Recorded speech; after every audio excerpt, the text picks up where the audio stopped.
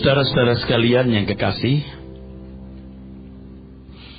harus digarisbawahi dengan tegas bahwa keselamatan dalam Tuhan Yesus Kristus memiliki maksud menciptakan manusia yang unggul. Menciptakan manusia yang unggul. Seperti maksud Sang Pencipta, Tuhan semesta alam. Pasti kualitas manusia ini luar biasa. Di dalam Alkitab kita menemukan model dari manusia yang kita teladani, prototipe dari manusia yang kita teladani. Adam kedua, yaitu Tuhan Yesus Kristus. Tetapi hendaknya kita tidak berpikir dangkal, tidak picik. Manusia unggul itu bukan hanya unggul dalam hal-hal spiritual, hal-hal yang menyangkut seremonial, ritual, atau keagamaan. Seharusnya manusia unggul juga manusia yang berkualitas dalam segala aspeknya. Manusia yang berkualitas tinggi dalam segala aspeknya. Bukan hanya berdoa, bisa bernubuat, berbahasa roh, pinter khotbah. Banyak orang Kristen yang telah terjebak, terbelenggu dengan pola pikir yang salah itu. Sampai pada tingkat dalam komunitas Kristen, kalau ada orang pintar berdoa, cakap bernubuat, bisa berbahasa roh, glosolalia, lalu cakap berbicara tentang Tuhan, kita anggap manusia unggul. Di situ terjadi banyak pemalsuan dan penipuan. Untuk menjadi unggul, saudaraku, harus mengembangkan semua potensi yang ada padanya. Dan konyolnya, saudaraku, ada orang-orang Kristen yang merasa jika ia mengembangkan potensi dan unggul dalam bidang-bidang yang digeluti, dia tidak menghargai keunggulan itu. Sebab yang unggul itu pintar berdoa. Yang unggul itu bisa khotbah. Yang unggul itu bisa bernubuat. Yang unggul itu berbahasa roh. Lalu saudara menemukan orang-orang yang tidak bertanggung jawab untuk mengembangkan kehidupannya dalam berbagai aspek yang seharusnya dia kembangkan. Lalu menceburkan diri, melarikan diri. Menjadi full timer, menjadi pendeta, menjadi aktivis jemaat. Yang mulai cakap berdoa, cakap bernubuat, berbahasa roh. Lalu dianggap unggul. Lalu orang-orang yang unggul dalam berbagai bidang atau aspek tadi nunduk. Dibohongi itu. Kalau hanya berdoa, itu bukan hal yang sulit. Anak gak usah belajar 3 bulan, 3 hari. Kalau hanya bisa pinter ngomong, dilatih saja. Punya keberanian, yakin diri, orang bisa khotbah. Saya prihatin melihat hal ini, saudaraku. Saya prihatin. Saya bukan mau mempecundangi para full timer atau pendeta atau orang yang aktif dalam kegiatan rohani. Saya sendiri pendeta dan saya tercebur di situ. Tetapi saya harus berbicara jujur. Lihat orang-orang yang cakap dalam berbagai bidang. Lewat pergumulan panjang sekolah, kuliah, dan mengembangkan diri. Dia tidak menghormat, tidak menghargai keunggulan yang dia miliki itu. Lalu kalau memandang orang sudah cakap berbicara tentang Tuhan, berbahasa roh, bernubuat, berdoa, dia nunduk begitu rupa. Bukan tidak boleh nunduk kepada para rohaniwan. Kita harus nunduk pada tempat yang tepat dan secara proporsional. Tidak sedikit orang-orang yang sebenarnya tidak bertanggung jawab dalam hidup. Lalu menceburkan diri dalam kegiatan rohani. Lalu sok memberi nasihat atas nama Tuhan lagi. Itu penipuan. Itu penipuan. Tentu tidak semua orang yang berkecimpung dalam pelayanan demikian. Tidak, ada orang yang memang dikhususkan Tuhan untuk itu. Tapi tidak sedikit, saudaraku sekalian, nabi-nabi palsu itu. Pasti tidak sedikit nabi-nabi palsu itu. Mengembangkan potensi yang ada pada kita itu, saudaraku, itu bagian daripada ibadah. Sebab memang Tuhan menghendaki kita menjadi manusia seutuhnya. Coba apa sih yang diperintahkan Tuhan kepada Adam? Apa sih? Taklukkan bumi. Taklukkan bumi. Itu berarti harus memberdayakan semua potensi yang ada. Jangan jadi mistis dan magis, saudaraku. Ini kesalahan yang bisa berakibat fatal. Coba renungkan baik-baik hal ini, saudaraku. Renungkan baik-baik. Saya khawatir, saudaraku, orang-orang yang mestinya mengembangkan di dalam bidang-bidang yang dia miliki, lalu merasa ini kurang berharga, kurang bernilai di hadapan Tuhan, lalu hanyut dalam kegiatan rohani. Bukan tidak boleh. Bukan tidak boleh. Tapi tanggung jawab untuk mengembangkan kehidupan harus dipenuhi secara bijaksana. Bukankah di Matius 22 Tuhan berkata apa di situ? Di ayat 37. Matius pasal yang ke-22 ayat yang ke-37. Jawab Yesus kepadanya, kasihilah Tuhan Allahmu dengan segenap hatimu. Segenap hatimu. Dan dengan segenap jiwamu. Segenap jiwamu. Dan dengan segenap akal budimu. Itu di teks lain ditambahkan dengan segenap kekuatanmu. Semua aspek harus dikembangkan. Semua harus dipertaruhkan bagi Tuhan. Dipertaruhkan bukan hanya Tuhan, aku menyerahkan hidupku padamu. Buat apa bangkai? Tuhan, aku serahkan tanahku ini milikmu. Buat apa tanah kosong? Harus dicangkul, disiangi tanahnya, ditanami sesuatu. Baru kita berkata, aku serahkan tanah ini kepadamu. Ada hasilnya. Tuhan, aku serahkan hidupku kepadamu untuk melayani engkau. Bisa apa? Bisa apa kamu? Itu yang penting. Awas. Kalau ada anak-anak muda yang berkata, Om, sama soal Alkitab, hanya karena kamu tidak berani bersaing di marketplace, kamu akhirnya akan jadi orang-orang yang merusak pekerjaan Tuhan. Kamu orang-orang yang akan jadi sampah sebenarnya. Useless. Maka orang harus rajin dan giat. Saya khawatir banyak waktu yang saudara sia-siakan hanya untuk nonton film, untuk sibuk ikuti sinetron berseri. Bukan tidak boleh nonton sinetron. Seimbang nggak dengan mengembangkan diri? Mengembangkan diri berarti dalam segala aspeknya ya saudaraku. Jam untuk doa, baca Alkitab, perenungan, truth, baca. Tetapi mengembangkan aspek yang lain. Banyak ibu-ibu masuk kotak. Nunggu kematian dengan menggelar tugas-tugas hariannya sampai menunggu dia tergeletak di ruang ICU. Kasihan saudara. Nggak ada yang dikembangkan lagi. Paulus dalam Filipi 1:21 mengatakan, bagiku hidup adalah Kristus. Dan mati adalah keuntungan.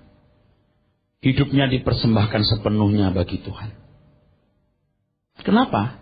Sebab penerusan karya keselamatan Tuhan Yesus Kristus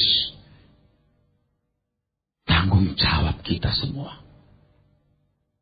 Karya keselamatan itu tidak boleh berhenti hanya sampai Bukit Kalvari.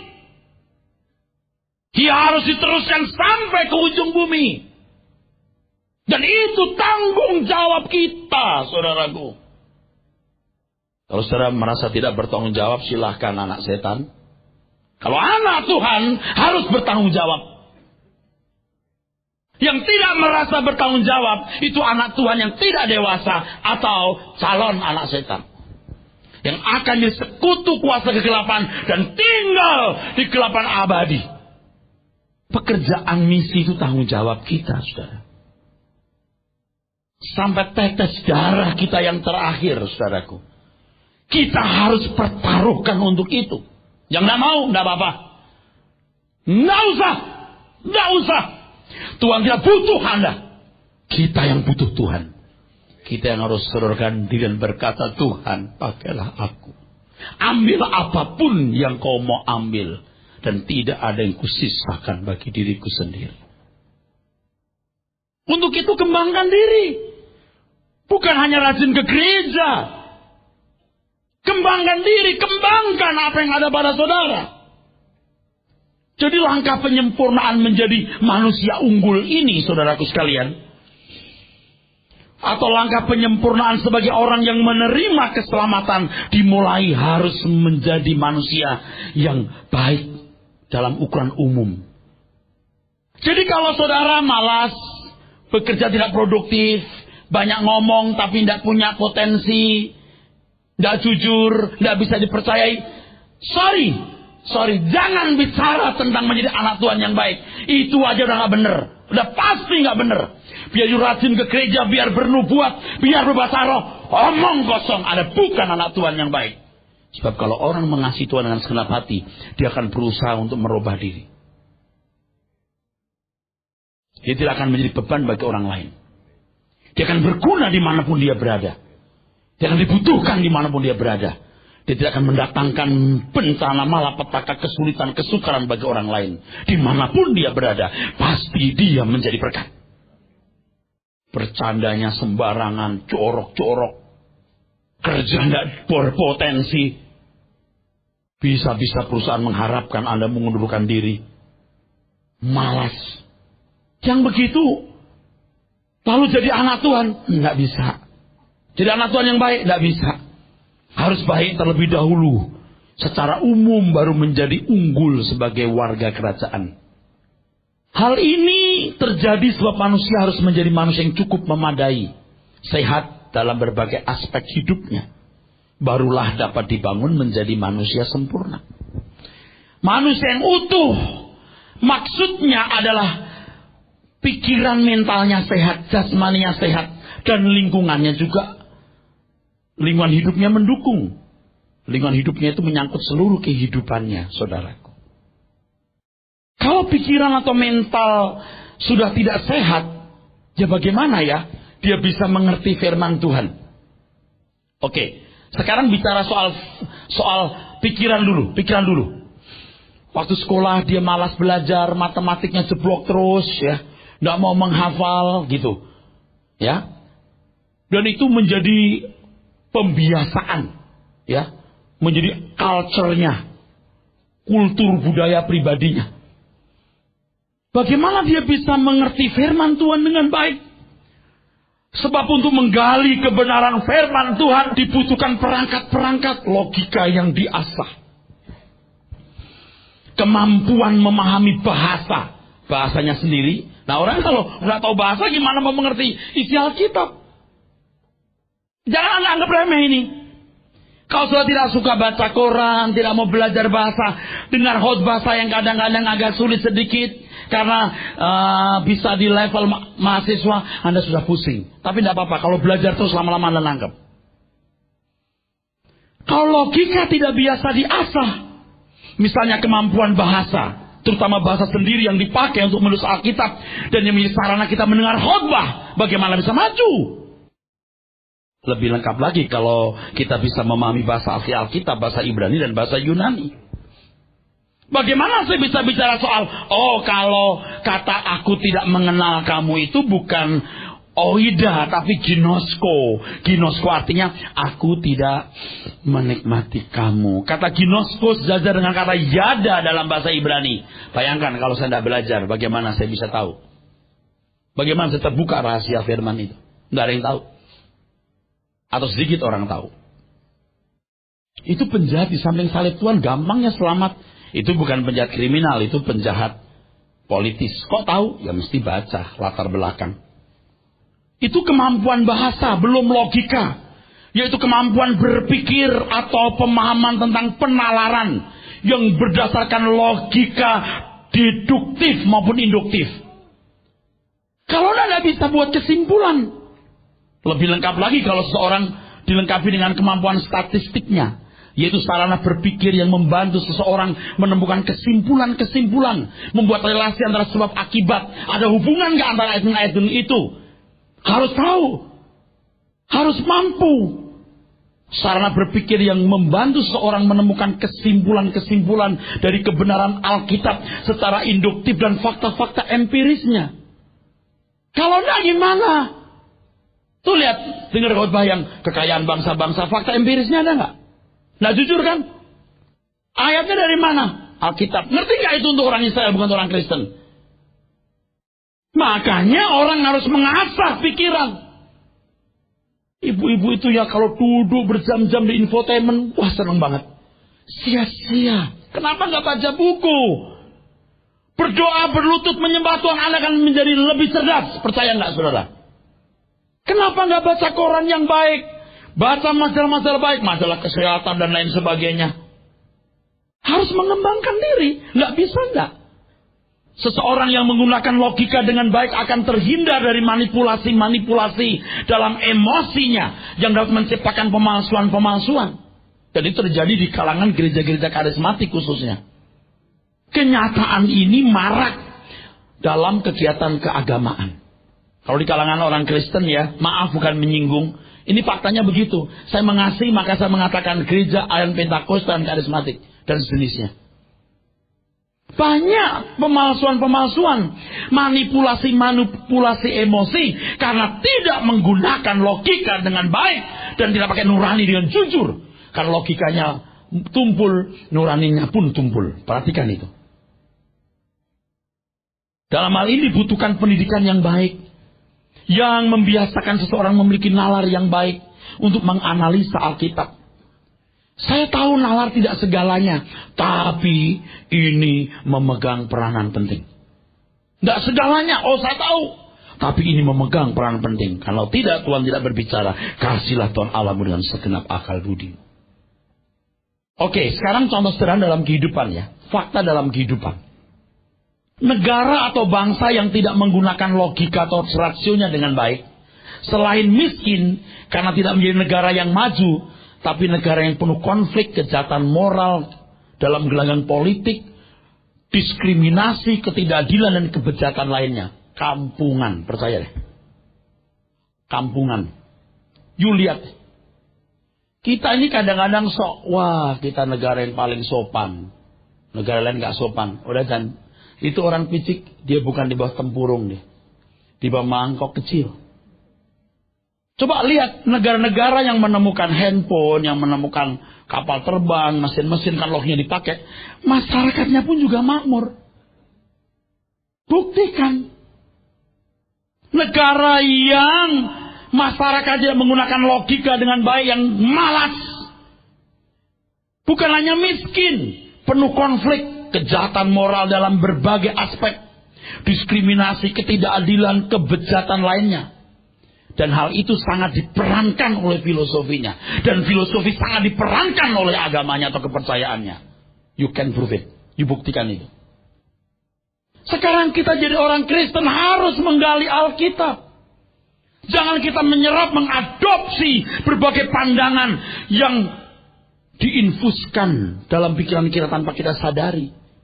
Misalnya soal takdir aja. Ya kita kan takdir lah. Kita kan ditakdirkan Tuhan seperti ini. Waduh, ini bodoh bener. Bodoh sekali tuh. Sangat bodoh. Sebab nasib keadaan seseorang ditentukan oleh keputusan dan pilihannya.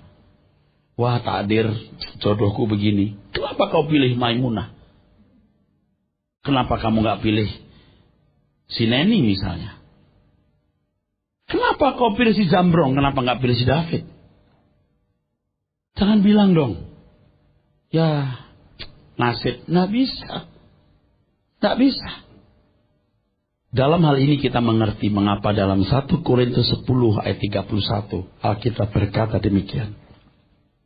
Aku menjawab, jika engkau makan atau jika engkau minum, atau jika engkau melakukan sesuatu yang lain, lakukanlah semuanya itu untuk kemuliaan Allah. Lakukanlah semuanya itu untuk kemuliaan Allah. Baik kau makan atau minum atau melakukan sesuatu yang lain. Kok pakai kata makan dan minum ya? Nggak pakai jalan-jalan, kerja, tapi makan dan minum. Rupanya sentral juga itu makan dan minum. Sentral juga, saudara. Kalau saudara mengasihi Tuhan, saudara akan mencintai tubuh saudara yang adalah bait Roh Kudus. Saudara harus sehat supaya efektif bagi pekerjaan Tuhan. Saya berterima kasih kepada Tuhan. Saya bersyukur Tuhan taruh orang-orang yang membuat saya bertobat, sehingga saya menjadi orang sehat hari ini. Saya jadi manusia sehat hari ini. Walaupun saya belum sehat sempurna, karena puluhan tahun saya telah menggelar hidup saya secara sembrono. Baru 1 tahun lebih beberapa bulan ini, sejak April tahun lalu, saya strict makan, saya sehat. Tidak pernah kedengaran kan, saya tidak bisa khotbah karena sakit. Makan pun untuk kemuliaan Tuhan. Bukan karena lidahmu suka tergoyang oleh itu. Untuk kemuliaan Tuhan. Kalau kita sakit, kita tidak efektif untuk Tuhan. Jadi makan itu bukan karena nafsu. Betul-betul kita mengerti apa artinya makan untuk hidup. Ingat, makanan jadi obatmu atau obat jadi makananmu. Aku mau efektif buat Tuhan. Tolong ya diingat ya, kita tidak bisa jadi manusia unggul kalau hal-hal umum saja kita gagal dan tidak bisa melakukannya dengan baik. Kalau ngikutin fisik, saudara, kita bangun tidur mau duduk minum kopi sambil lihat ikan cepat kecipuk. Tetapi kita mau efektif, bangun, lipat tangan, berlutut, berdoa, selesai olahraga. Daging kita berkata, capek, udah stop. Nggak stop. Sebelum 30 menit lari saya nggak boleh stop. Sudah begitu sebelum saya push up saya nggak boleh berhenti. Perkara kecil. Perkara sederhana tapi tidak sederhana. Waktu kita berharga, kita gunakan setiap detik, menit, jam kita, hari minggu kita untuk mengembangkan diri dalam segala aspek. Ingat ya, kalau saudara di pekerjaan saja sudah tidak produktif, tidak diharapkan, sorry ya, jangan bicara tentang Tuhan ya. Pasti Anda bohong. Saya sedih kalau di gereja orang mensablim ke tidak becusannya hidup dengan nyanyi, tepuk tangan, semangat. Mudah juga begitu. Hari-harinya tidak jelas, kalau di gereja udah lompat-lompat. Udah Yesus, kau segalanya. You are my everything. Waduh, saudaraku, semua mimpi itu bohong. Buktikan kalau engkau mengasihi Tuhan, sekolah yang baik, kuliah yang giat, hormati orang tuamu, bantu orang tuamu. Mengerti saudara? Anak-anak yang bandel, kamu belum tahu apa artinya orang tua sudah meninggal, kamu baru nangis Bombay. Ketika kamu tidak bisa dipercayai oleh Tuhan. Kalau orang tua masih bisa hidup, orang tua bisa menyekolahkan kamu sekolah yang baik. Sekolah yang baik, kembangkan dirimu. Bagaimana mengembangkan diri dengan baik? Saudaraku sekalian yang kasih, kita jangan menjadikan gereja ini bisnis rohani yang akhirnya memperbodoh jemaat. Saudara pernah pikir nggak bagaimana masa aniaya dulu tidak ada rohaniwan, tidak ada pendeta? Selama ratusan tahun. Tetapi gereja tetap utuh. Bahkan kemudian yang terjadi adalah seluruh Eropa diselamatkan. Hebat saudaraku. Kekristenan di Indonesia menghadapi tekanan hebat.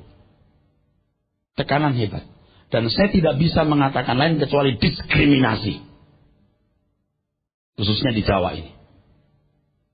Tidak apa-apa. Tenang saja. Kita harus bereaksi positif demi bangsa yang besar ini. Supaya jangan tercabik-cabik oleh kebodohan orang-orang sektaris yang memaksakan kehendaknya sendiri dan menekankan kepentingannya sendiri. Kita harus buat kepentingan bangsa yang besar yang telah diperjuangkan oleh founder bangsa dengan darah dan nyawa mereka. Lalu apa yang kita lakukan? Kembangkan diri kita dengan baik. Kembangkan diri kita dengan baik. Di semua lini di mana kita berada. Betapa besar anugerah yang Tuhan berikan kepada kita ini. Dengan seluruh potensi yang ada. Yang bisa dikembangkan dan berkembang dan berkembang dan berkembang. tanpa batas. Semua kita harus bangkit. Gereja tidak boleh jadi bisnis rohani untuk maksud-maksud tertentu. Tetapi bagaimana saudara dikembangkan dalam seluruh aspek hidup saudara. Dan saya menjadi motivator di sini. Dan kemudian saudaraku, kita pikul misi Tuhan ini. Kita pikul pekerjaan Tuhan ini. Coba perhatikan 1 Korintus 10:31, dibaca lagi Pak. Ayat yang ke-31, aku menjawab, jika engkau makan atau jika engkau minum, atau jika engkau melakukan sesuatu yang lain, lakukanlah semuanya itu untuk kemuliaan Allah. Saudara, anugerah Tuhan kalau kita boleh dilibatkan dalam pelayanan. Anugerah Tuhan. Dan setiap kita pasti punya tempat. Pasti punya tempat. Saya sudah menunjukkan kepada saudara beberapa waktu yang lalu, saudaraku sekalian. Ada 2 jenis gambar diri. Gambar diri secara umum dan gambar diri secara khusus. Gambar diri secara umum memiliki pola yang sama. Tuhan Yesus. Tuhan Yesus. Filipi 2:5-7. Gambar diri secara umum ini memiliki peta yang sama. Tuhan Yesus. Dasar-dasar karakter watak kepribadiannya. Kita mencontoh model atau prototipe yang mulia Tuhan kita Yesus Kristus. Sedangkan gambar secara khusus, ini misteri. Jangankan bagi orang lain, bagi diri kita saja misteri. Jangankan bagi orang lain, bagi diri kita juga misteri. Tuhan mau jadikan apa aku?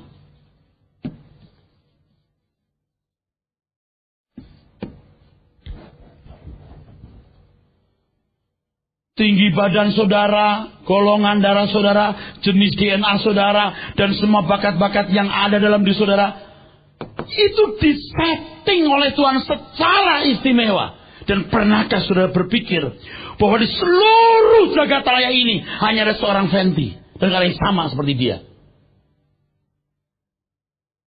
Di seluruh jagat raya ini tidak ada seorang bernama Erastus seperti ini. Kalau nama Erastus pasti bukan Erastus jenis ini, pasti jenis yang lain. Betapa istimewa di seluruh jagat raya, di kenyataan jagat raya, dari kekal sampai kekal. Waduh, pikirkan saudaraku, dari kekal sampai kekal. Dan tidak mungkin setiap kita tidak punya nilai. Tidak mungkin, pasti punya nilai yang sangat tinggi. Dan pasti Tuhan merancang untuk hal yang istimewa, baik di bumi ini maupun di kerajaannya nanti. Tuhan mau jadikan apa aku? Ya, banyak berdoa bisa bahasa roh, itu saja. Sedih saudaraku. Something wrong. Makanya ya saudara, kalau ada orang datang ke gereja berkata, Pak Pendeta, saya sakit Pak, doakan. Kalau dia orang Kristen yang belum mengenal Tuhan Yesus, perlu pembuktian bahwa sungguh Allah telah menjadi manusia dalam Yesus Kristus untuk menyelamatkan manusia. Kesembuhan diberikan dengan sangat mudah. Tapi kalau dia orang Kristen yang mengerti tanggung jawab dan tahu hukum tabur tuai, kita harus tanyakan, kenapa kamu sakit? Merokok? Mengkonsumsi alkohol? Pola hidup yang tidak baik? Pola makan yang kacau? Bertobat, jaga mulutmu. Atur waktumu istirahat yang baik. Harus dilihat kausalitasnya dong. Jangan cuma bilur-bilur Tuhan menyembuhkan. Tidak gampang, saudaraku. Kalau Tuhan menyembuhkan orang-orang yang tidak bertanggung jawab dengan mudah, Tuhan jahat. Tuhan merusak karakter orang itu. Mulai hari ini, jaga mulutmu dari makanan yang tidak perlu. Jaga pola hidupmu. Kalau kita mengasihi Tuhan, kita akan berbuat apapun yang Tuhan kehendaki. Pak Pendeta, doakan supaya ekonomi saya baik. Oh, angkat dompetmu. Angkat tasmu. Aku lepaskan berkat dari Sion. Sion mana? Sion mana ini maksudnya ini? Tanya kenapa you miskin? Pengelolaan finance keuangan pribadimu baik enggak? Hemat enggak? Kerja baik enggak? Setia kepada pimpinan enggak? Mengabdi kepada perusahaan enggak? Nggak bisa main Tuhan berkati pulihkan ekonomimu. Waduh. Nggak begitu. Mulai hari ini kerja keras, jujur, giat, bersosialisasi dengan masyarakat dengan baik. Hari ini bertobat. Menggeliat. Nggak usah minta tolong Tuhan untuk memulihkan ekonomimu. Pulihkan sendiri karena Tuhan sudah membuka semua pintu dan menyiapkan semua jalan. Amin. Tuhan sembuhkan aku. Tolong Tuhan. Kamu ngerti nggak tubuhmu itu milik Tuhan bukan milikmu? You are not your own. Kok repot bener ya, kayak seolah-olah tubuhmu itu milikmu ya. Itu milik Tuhan. Garap. Kelola dengan baik. Tuhan pasti akan berkati. Di luar kemampuanmu Tuhan akan topang. Tuh lihat banyak orang salah. Salah bener saudaraku sekalian. Orang tidak mengembangkan diri. Yang tidak bertanggung jawab tetap tidak bertanggung jawab. Yang bodoh tetap bodoh. Yang malas tetap malas. Padahal ada banyak potensi yang ada pada setiap pribadi yang harus dikembangkan. Jadi praktek perdukunan itu tidak boleh dibawa di gereja. Waduh, saudaraku, benar-benar mengerikan, saudaraku. Mengerikan sekali. Supaya jantungnya jangan tersumbat minum perjamuan kudus langsung bypass. Mana bisa? Aduh, nggak ngerti saya. Tapi berpikir dengan cara begitu itu menyenangkan Tuhan, memuliakan Tuhan, menghormati Tuhan. Tuhan itu mau diajak saingan dengan agama tetangga atau kuasa-kuasa lain. Tuhan mau jadikan apa aku?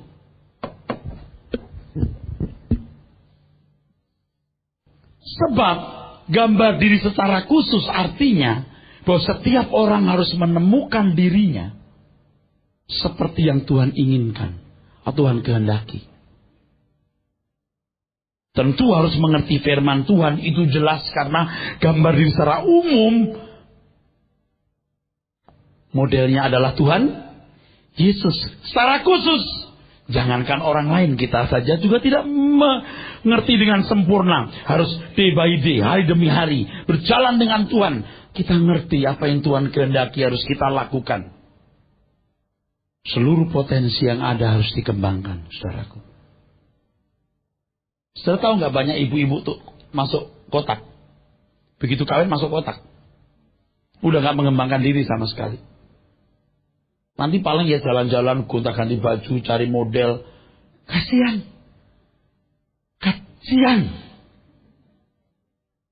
Banyak bapak-bapak yang masuk kotak setelah kawin. Urusannya bolak-balik ya, ngantar anak, ngantar istri, jalan-jalan. Ayo kita punya kegiatan ini, kegiatan itu. Bukan nggak boleh. Lalu tanggung jawabmu di misi di mana? Waktu kalau untuk keluarga habis-habisan. Bukan nggak boleh, keluarga harus jaga dengan baik. Kalau untuk sesuatu saja, untuk anaknya, beli mobil anaknya saja, berapapun dia bayarin. Tapi untuk pekerjaan misi, dia ngitung. Saya paling enak lihat yang begitu. Bukan saya butuh duitnya, emang lu picek. Lu bukan buta, picek. You tidak tahu kalau you bisa bernafas karena Tuhan.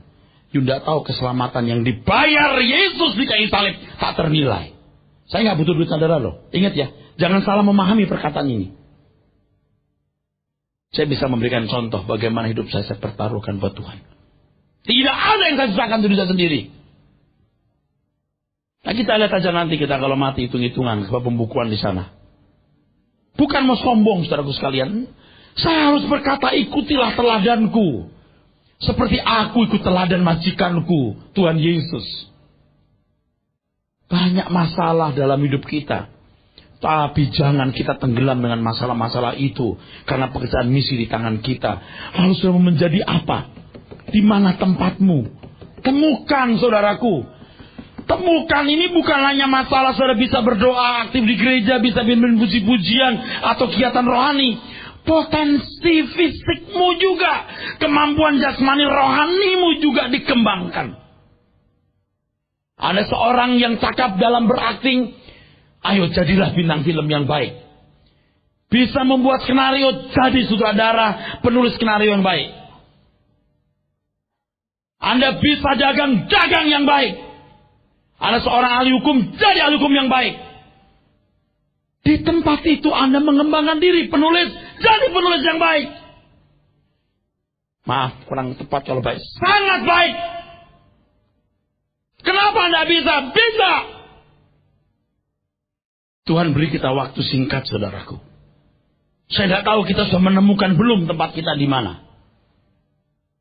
Kita menghadapi kekuatan antikris yang gawat di waktu-waktu mendatang. Kita harus kuat jasmani maupun rohani. Fisik kita maupun keuangan kita. Kecerdasan kita dalam berbagai aspek. Tidak ada lagi itu kalimat Tuhan berperang ganti kita. Kecuali kita sudah nggak bisa apa-apa Tuhan berperang ganti kita. Tapi kalau kita masih bisa buat sesuatu. Kita harus buat sesuatu. Di luar kemampuan kita Tuhan yang topang. Tapi kalau masih di wilayah tanggung jawab kita, kita harus kerahkan seluruh kekuatan kesanggupan kita untuk kemuliaan Tuhan.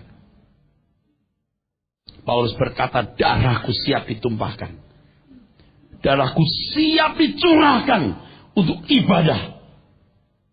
Dan ini satu kehormatan kalau kita boleh mengabdi kepada Tuhan dan mencurahkan hidup kita.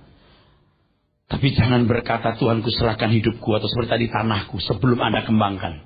Jangan menyerahkan bangkai. Menyusahkan Tuhan. Aku serahkan hidupku kepadamu Tuhan. Kau bisa apa? Ya terserah Tuhan bisa apa. Hah? Aku telah taruh banyak hal dalam dirimu untuk dikembangkan. Kalau kau berkata aku serahkan hidupku kepadamu Tuhan, berarti kau harus kembangkan semua yang kau miliki. Kau punya sesuatu yang bisa aku pakai dan ditempatkan di tempat di mana kau berguna bagiku. Saudara bisa mengerti? Saya cuma bisa berdoa, Pak. Semua kita harus berdoa, tahu. Makanya ya saudara, kalau orang datang begini, Pak Pendeta tolong doakan saya, belum dapat kerjaan. Melamar. Saya sudah melamar, Pak. Berapa? Ya 3 surat lamaran saya layangkan ke beberapa perusahaan. Belum 30. Kerja keras. Sudah 30. Datang lagi, Pak Pendeta. Udah 30 nih Pak Pendeta, belum dapat kerjaan juga. Wah. Malu tuh Pak Eras. Oh, saya belum malu. Belum. Saya tanya lagi. You bisa bahasa Inggris? Nggak bisa, Pak. Bahasa Mandarin? Nggak bisa. Manajemen, keuangan? Nggak bisa. Kau bisa apa? Berdoa, Pak. Udah. You tidur aja sudah. Capek deh. Saya jadi tim doa aja, Pak. Pendoa syafaat. Capek deh. Aku udah ngerti dewasa ini ada orang-orang yang punya profesi pendoa syafaat. Saya setuju semua kita pendoa syafaat. Tapi pendoa syafaat yang juga punya arti. Minimal jadi konselor yang baik. Minimal. Jadi konselor. Rahasia orang diumbar kemana-mana. Aduh, bahaya. Jangan-jangan nanti ada ini. Ada biro atau konsultan agen pendoa syafaat. Jadi kalau ada perusahaan-perusahaan membutuhkan pendoa syafaat dikirim 3-4 orang. Capek. Bukan saya nggak percaya pendoa syafaat. Kita harus bersyafaat. Berdoa untuk orang lain. Betul. Tetapi saudaraku sekalian kita harus mengembangkan diri. Jadi apa kita? Masing-masing kita punya bentuk khusus. Ada yang begini, ada yang begini, ada yang begini, ada yang begini, ada yang begini. Ini kalau digabung-gabung jadi kotak nanti. Kayak puzzle itu. Apa puzzle ya? Iya. Bisa jadi. Lah Anda jadi apa? Aku mau seperti ini Pak. Nanti dulu, Anda mungkin menjadi seperti ini. Temukan. Nah ini saudara harus bergumul dengan Tuhan. Day by day harus bergumul dengan Tuhan untuk menemukan tempat saudara. Menemukan tempat saudara bukan hanya di kegiatan gereja. Oh saya bagian kolektan. Iya, itu mah gak masalah. Saya bagian kolektan aja. Ini bukan soal itu. Ini potensi-potensi yang Anda harus miliki. Kembangkan potensi-potensi saudara.